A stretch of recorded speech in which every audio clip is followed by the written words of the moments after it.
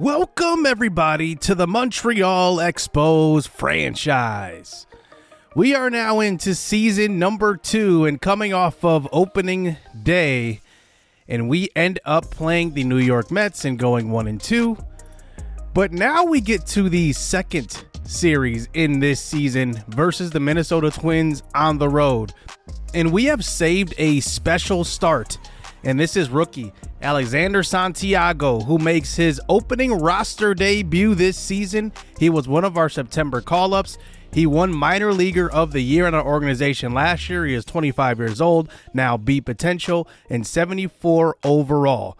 He is right now slated as the number 3 prospect in our organization, and I think he's got very high upside as a starter in this league. And today he makes his debut here in season number 2 on the road at Target Field to face a pretty decent lineup for the Twins.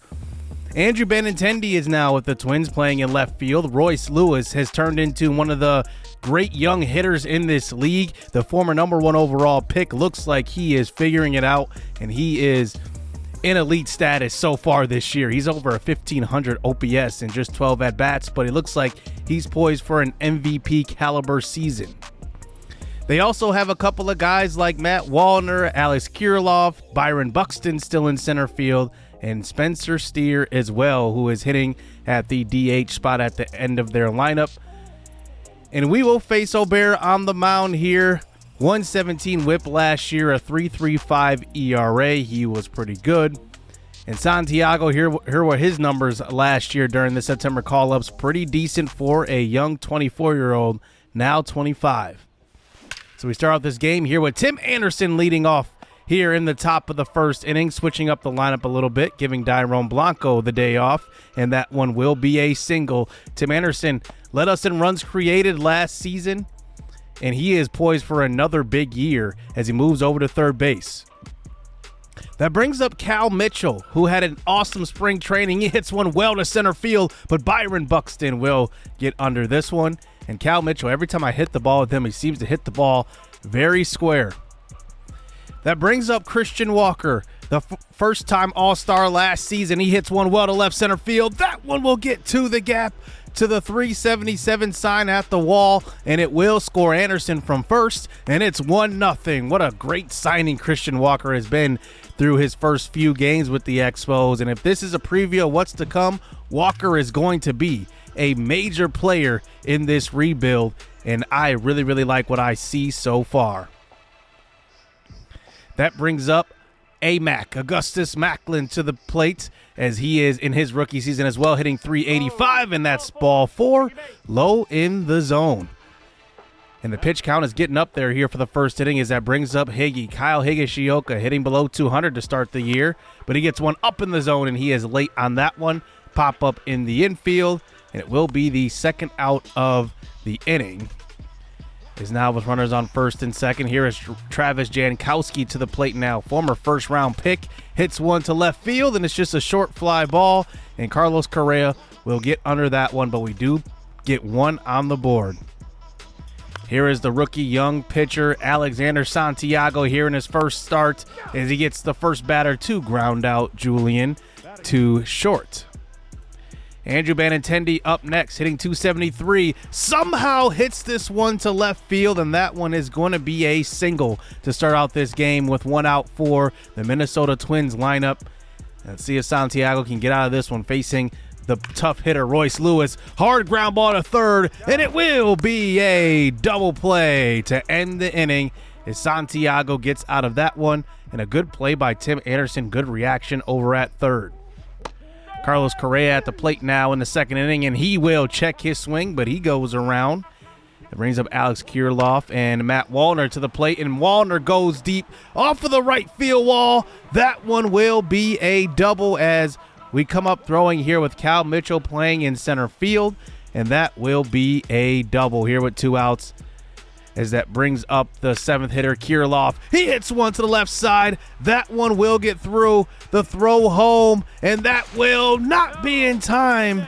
And maybe the slide knocked that ball out of Higgy's glove, and it will be 1-0.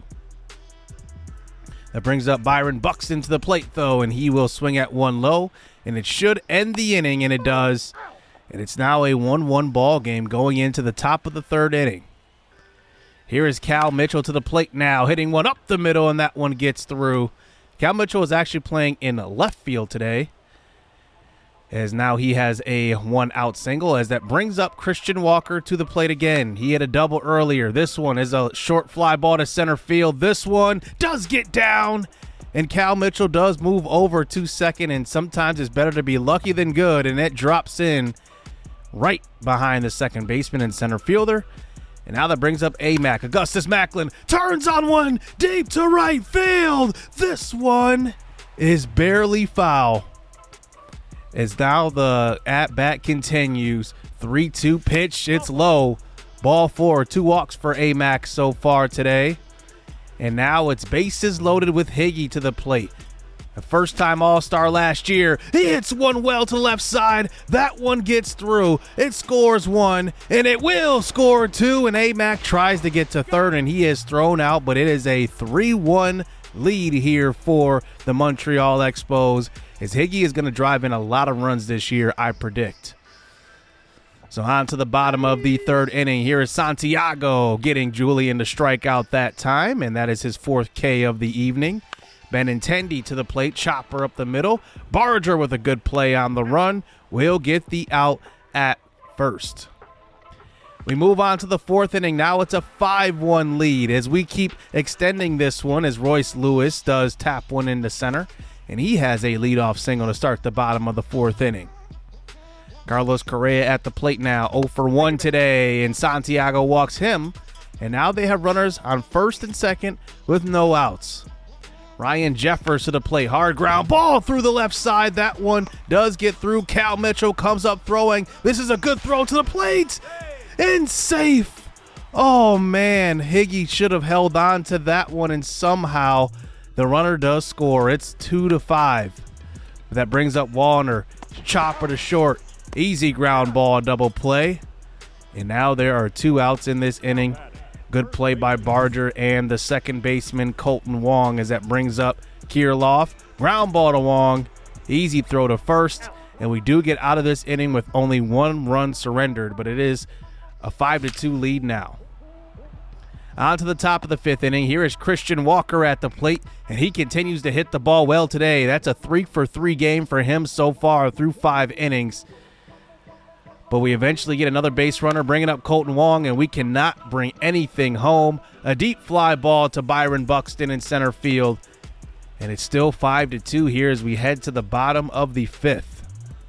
Here is Buxton at the plate now. He hits one right back to where he was standing, and that is going to be the first out of this inning. Santiago looks pretty good. He's given up some hard-hit balls, but only surrendering 2 runs as Julian comes up. It's a chopper back to him, and he gets the out at first. And Santiago is through 5, and I'm not sure how much longer he's going to be on the mound.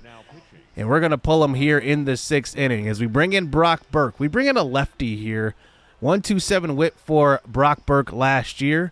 Pretty decent, and I want to see him develop a little more as he faces a man on first base. 1 out here in the 7th inning. Chopper to second base will be an easy double play. As now we move on to the 9th inning. Buck Farmer in for the save, and this one will be a ground ball to third, and another double play ball will end this ball game. In his first start here in 2025, Alexander Santiago gets the big-time win here versus the Twins. An awesome game from him. He gave up 6 hits, struck out 5, walked 2, and gave up 2 runs through 5 2/3 innings. Christian Walker went 3 for 5 today. He had a big outing, and he is hitting the ball quite well to start this season. We get through game 2, and we end up beating the Twins again 4-3 as we move above 500, and we move to game number 3 of this 3-game set, and we go for the sweep. John Means on the mound as he had a really good opening day outing, but it was a no decision for him, as now he's facing the Minnesota Twins on the road, and they end up scoring 3 runs on him early on through the first 4 innings. and we're facing Chris Paddock, but Means does last until the 7th. We end up going to Dwayne Underwood in relief, and our runs are not producing today, as now we're down 4-0. Paddock looks like he's going the distance. They end up putting Jax in there at the end, and they get the victory 4-0. We do match them with hits with 9, but it doesn't amount to any runs scored. So now we move back to Montreal for our home opener, where German Marquez will get this opening day nod here in Montreal. We return home with a 3-3 record to face the San Francisco Giants. The Giants have a lot of storylines going into this year, including the fact that they have some interesting players.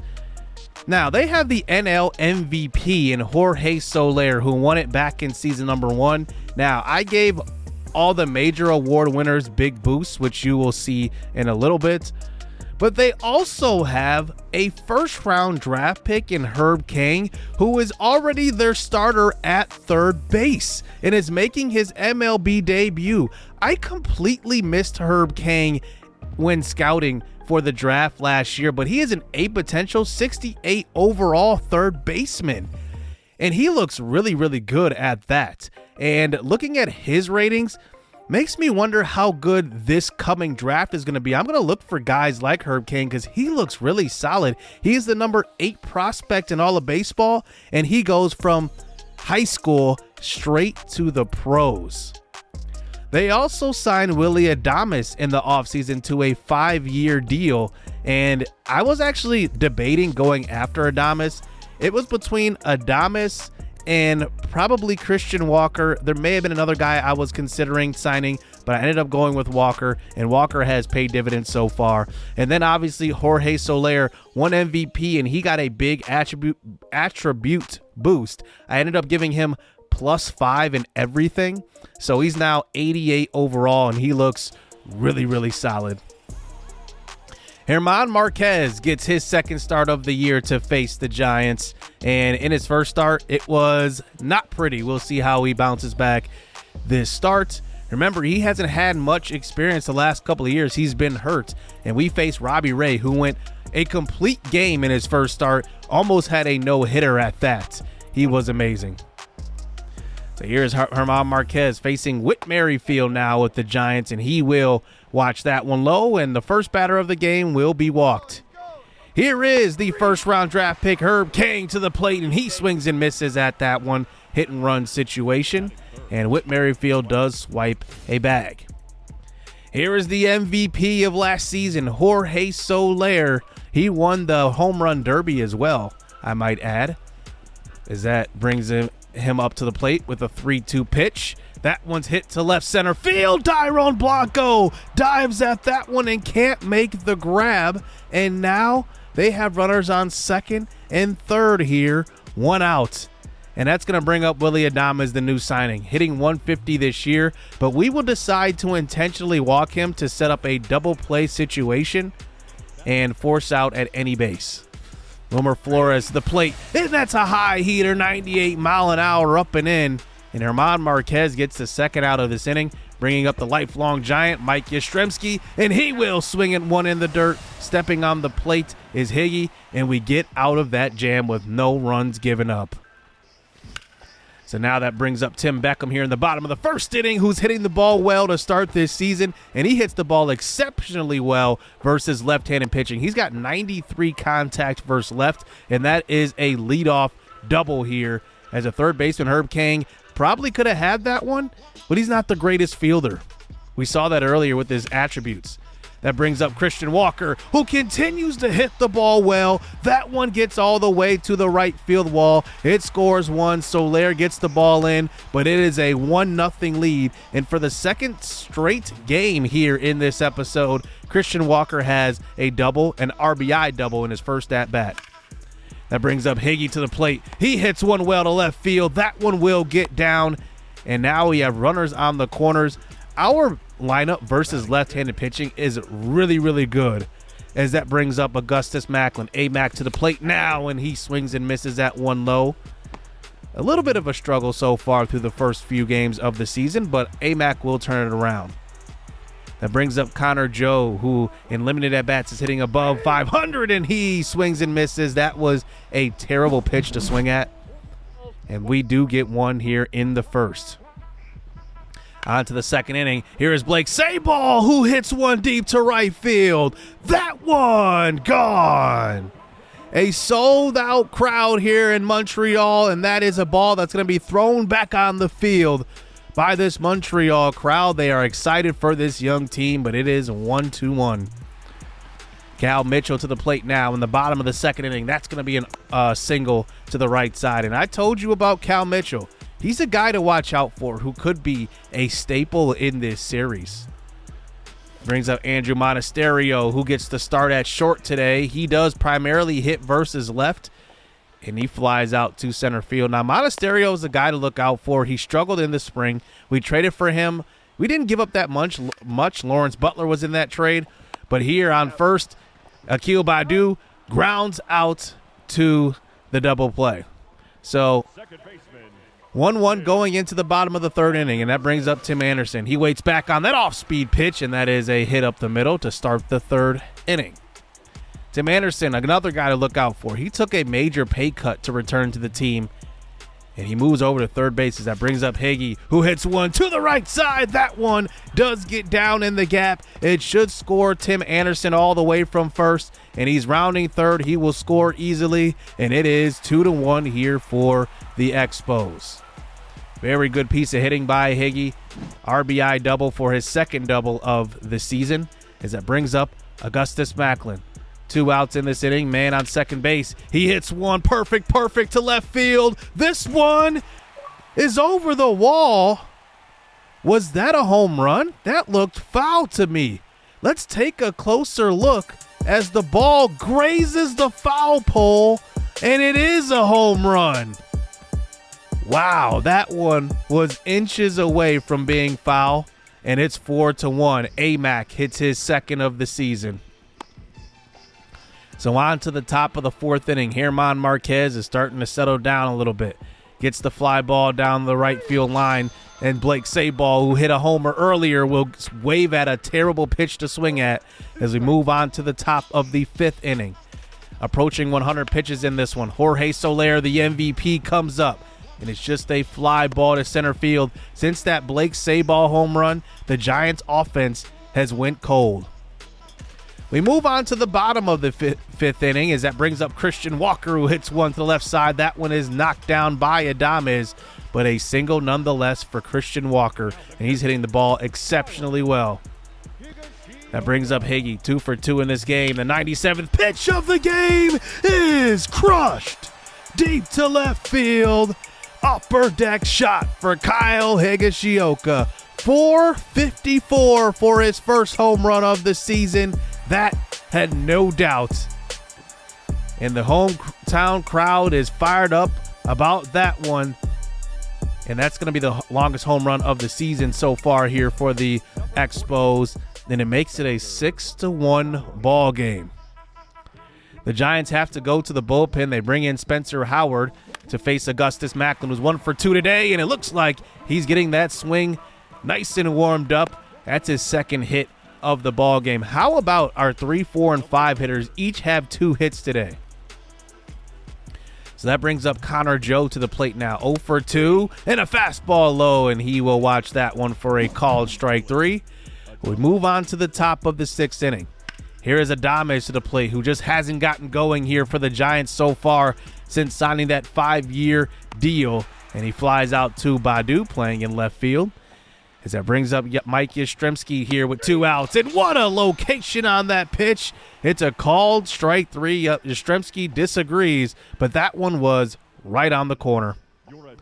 Only 3 hits given up by German Marquez so far in this outing, but we do go to the bullpen and bring in Will Vest, who I really, really like. He has a fun delivery, and it just makes it seem like he's throwing the ball way harder than he is. But he's getting the ball up there 97 mile an hour, and the Giants offense is having a tough time making solid contact as Elliot Ramos flies out behind the plate Whit Merrifield now. Weak ground ball to first, and Walker steps on the bag. How about the pitching in this one? German Marquez, besides that solo homer, was lights out, and Will Vest comes in and continues to deliver.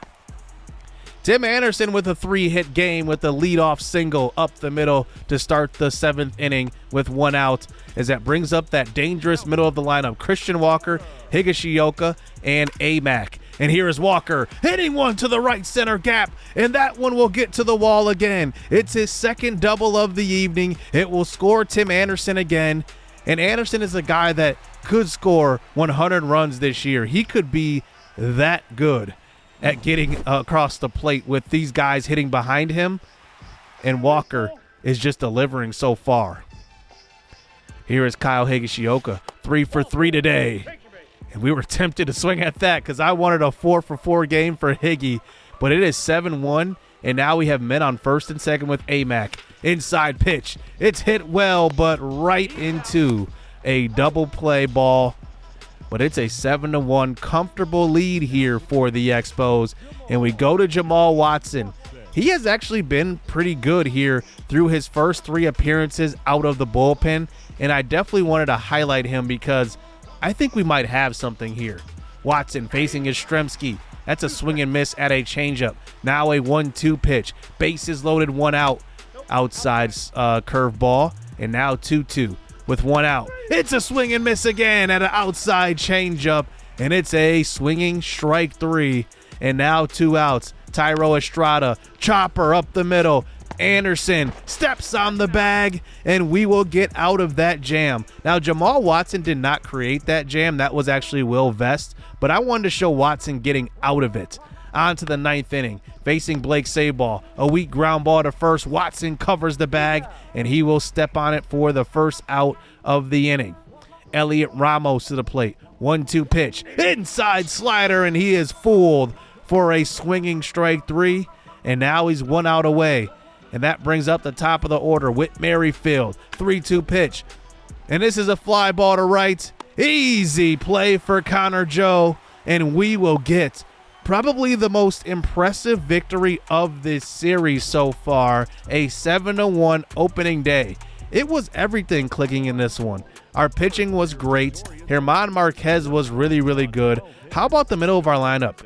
Tim Anderson, 3 for 4. Christian Walker, 3 for 4. Higashioka, 3 for 3. Augustus Macklin, 2 for 4 with 2 walks. I mean, it was a really good outing. He had 1 walk actually, but it was a really good outing from this team, and I think the middle of this lineup is going to be scary going forward. If Dairon Blanco can start coming around, he's going to score a lot of runs this year, but I predict that Tim Anderson is probably going to lead us in runs just simply because of his ability to get on base. But how about Jamal Watson? Pitched 5 outs in that game and was pretty much like untouchable. Like, he is going to be a really good pitcher, but I think it's going to be as a reliever. Like, I think that's just his projection, and the way he's been playing has been very, very solid as a reliever, and I'm actually happy about that. Even though he was a starter in the minors, he could be an awesome relief guy. Alexander Santiago wins his 2nd game of the year in that 2nd game of this 3-game set. We went 8-2. In the middle of our lineup, kills it once again, and Santiago is now 2-0 to start 2025.